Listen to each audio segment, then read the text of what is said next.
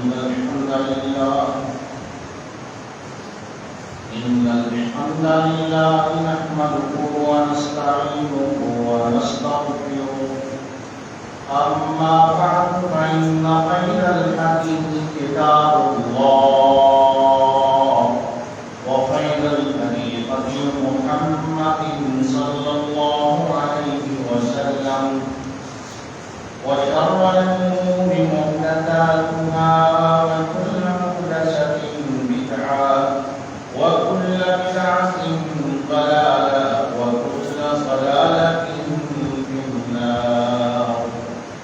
أرسله بالحق بشيرا ونذيرا وداعيا إلى الله بإذنه وسراجا منيرا. اللهم صل على محمد وعلى آل محمد كما صليت على إبراهيم وعلى آل إبراهيم إنك حميد مجيد. اللهم بارك على محمد وعلى آل محمد كما باركت على إبراهيم وعلى آل إبراهيم إنك حميد مجيد. الله الله ربنا لا نشرك به شيئا. يا الله يا رحمن يا رحيم يا كريم ارحم على أحوالنا ولا تنظر إلى سوء أعمالنا. أعوذ بكلمات الله التامات من شر ما خلق. بسم الله الذي لا يضر مع اسمه شيء في الأرض ولا في السماء وهو السميع العليم. أعوذ بكلمات الله التامات من كل شيطان وهامة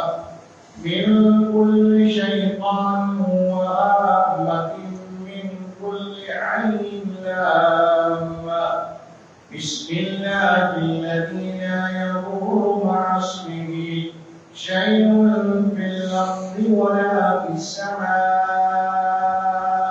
وهو السميع العليم. رب اشرح لي صدري ويسر لي أمري واحلل عقدة من لساني يفقهوا قولي. أعوذ بالله السميع العليم من الشيطان الرجيم. بسم الله الرحمن الرحيم. الذين آمنوا وهاجروا وجاهدوا في سبيل الله بأموالهم وأنفسهم أعظم درجة عند الله أولئك هم الفائزون.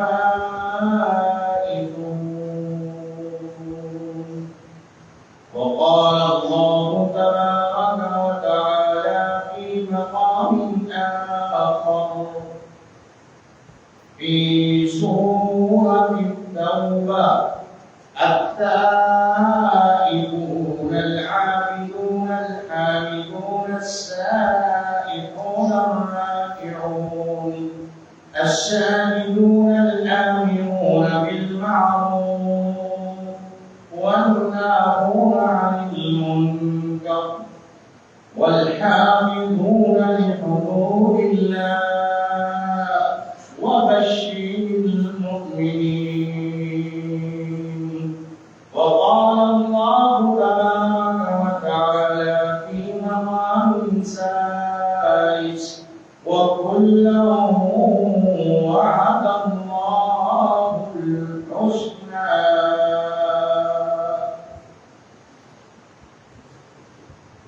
وقال النبي صلى الله عليه وسلم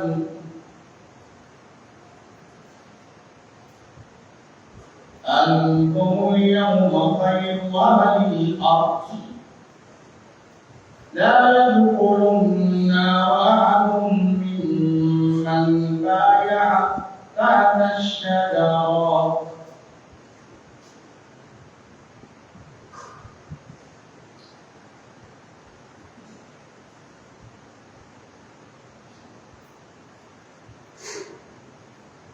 قسم کی حمد و ثنا اور تعریف و ستائش کے لیے اللہ کی ذات پاک ہے جس نے ساری کائنات کو پیدا کیا،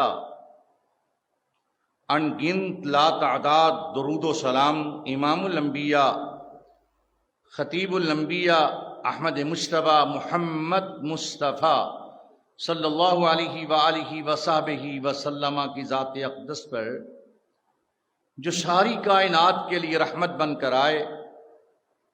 سامعین محترم، انتہائی ادب و احترام کے لائق ماؤں اور بہنوں، اور اے اہل محلہ ہذا، السلام علیکم ورحمۃ اللہ وبرکاتہ۔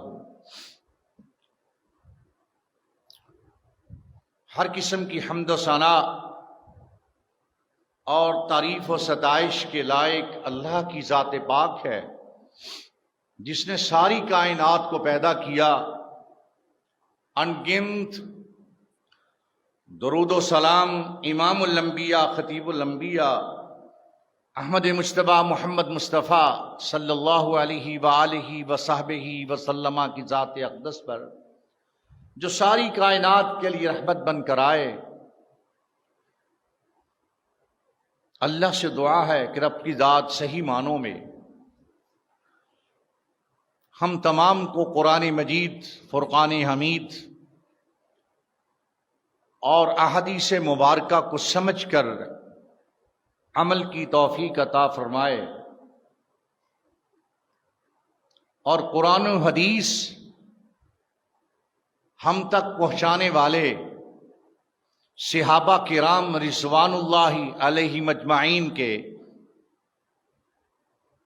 طریقہ کار پہ چلنے کی ہمیں توفیق عطا فرمائے۔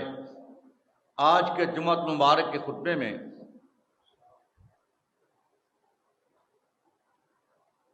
صحابہ کرام کے دفاع کے حوالے سے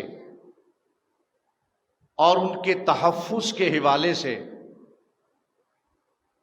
اور ان کے مقام اور مرتبے کے حوالے سے ایک جامع اور معنی گفتگو کروں گا انشاءاللہ الرحمن۔ خوش آئند بات یہ ہے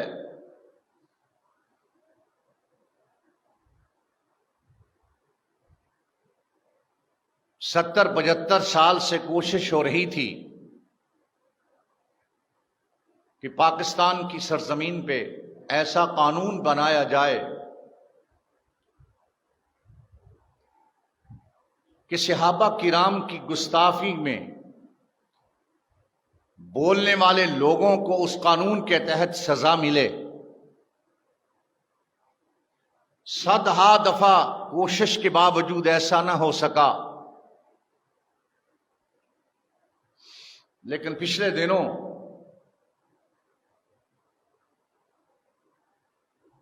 ڈاکٹر حافظ سینیٹر عبد الکریم صاحب نے سینٹ میں بل پیش کیا اور تمام اراکین کے سامنے ہاتھ جوڑ کر کہا کہ صحابہ کرام کے دفاع اور اہل بیت اطہار کے دفاع کے حوالے سے یہ بل ہے، کافی دیر سے قومی اسمبلی سے پاس ہو چکا ہے مگر سینٹ نے پاس نہیں کیا۔